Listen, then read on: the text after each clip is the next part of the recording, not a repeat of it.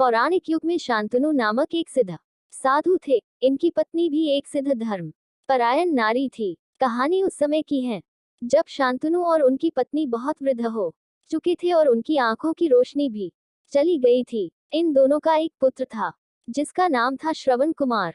श्रवण कुमार बहुत ही सरल स्वभाव का व्यक्ति था। माता पिता के लिए उसके मन में बहुत प्रेम एवं श्रद्धा थी। वो दिन रात अपने माता पिता की सेवा करता था। अपने माता पिता का बच्चों की तरह लालन पालन करता था।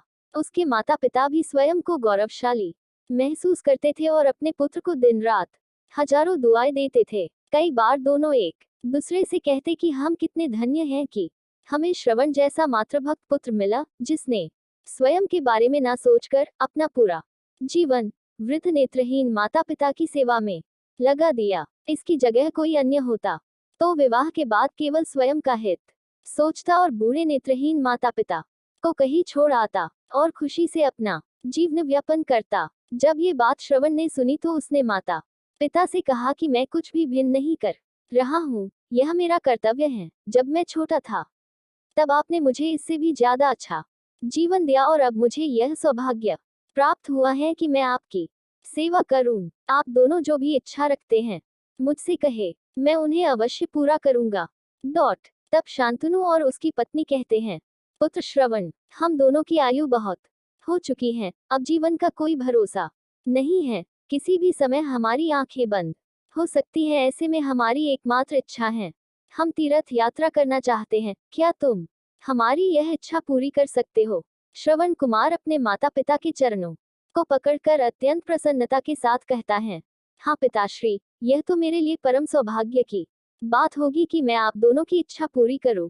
श्रवण अपने माता पिता को तीर्थ करवाने हेतु एक कावड़ तैयार करता है जिसमें एक तरफ शांतनु एवं दूसरी तरफ उनकी पत्नी बैठती है और कावड़ के डंडे को अपने कंधे पर लादकर यात्रा शुरू करता है। उसके हृदय में माता पिता के प्रति इतना स्नेह है कि उसे उस कावड़ का लेश मात्र भी भार नहीं लगता। अपने पुत्र के इस कार्य से माता पिता का मन प्रसन्नता से भर उठता है और वे पूरे रास्ते अपने पुत्र श्रवण को दुआएं देते चलते हैं। तीर्थ करते समय जब वे तीनों अयोध्या नगरी पहुंचते हैं तब माता पिता श्रवण से कहते हैं कि उन्हें प्यास लगी है। श्रवण कावड़ को जंगल में रखकर हाथ में पत्तों का पात्र बनाकर सरयू नदी से जल लेने जाता है। उसी समय उस वन में अयोध्या के राजा दशरथ आखेट पर निकले थे और उस घने वन में वह हिरण को शिकार बनाने के लिए उसके पीछा कर रहे थे। तभी उन्हें घने जंगल में झाड़ियों के पार सरयू नदी से पानी के हलचल की आवाज आती है। उस हलचल को हिरण के पानी पीने की आवाज समझकर महाराज दशरथ शिकार के उद्देश्य से तीर चला देते हैं और उस तीर से श्रवण कुमार के हृदय को आघात पहुंचता है जिससे उसके मुंह से पीड़ा भरी आवाज निकलती है जिसे सुन दशरथ स्तब्ध रह जाते हैं और उन्हें अनहोनी का एहसास होता है और वे भागकर सरयू नदी के तट पर पहुंचते हैं जहां वे अपने तीर को श्रवण के हृदय में लगा देख भयभीत हो जाते हैं और उन्हें अपनी भूल का एहसास होता है। दशरथ श्रवण कुमार के समीप जाकर उससे क्षमा मांगते हैं। तब अंतिम सांस लेता श्रवण कुमार महाराज दशरथ को अपने वृद्ध नेत्रहीन माता पिता के बारे में बताता है और कहता है कि वे प्यासे हैं, उन्हें जाकर पानी पिला दो और उसके बाद उन्हें मेरे बारे में कहना। और इतना कहकर श्रवण कुमार मृत्यु को प्राप्त हो जाता है।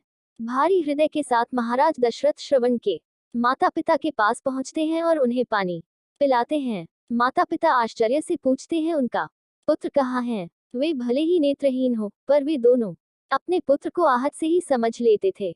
माता पिता के प्रश्नों को सुन महाराज दशरथ उनके चरणों में गिर जाते हैं और बीती घटना को विस्तार से कहते हैं। पुत्र की मृत्यु की खबर सुनकर माता पिता रोने लगते हैं और दशरथ से उन्हें अपने पुत्र के पास ले जाने को कहते हैं।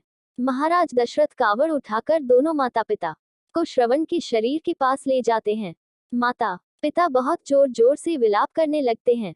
उनके विलाप को देख महाराज दशरथ को अत्यंत ग्लानि का आभास होता है और वे अपनी करनी की क्षमा याचना करते हैं। लेकिन दुखी पिता शांतनु महाराज दशरथ को श्राप देते हैं कि जिस तरह मैं शांतनु पुत्र वियोग में मरूंगा उसी प्रकार तुम भी पुत्र वियोग में मरोगे। इतना कहकर दोनों माता पिता अपने शरीर को त्याग मृत्यु को प्राप्त हो जाते हैं।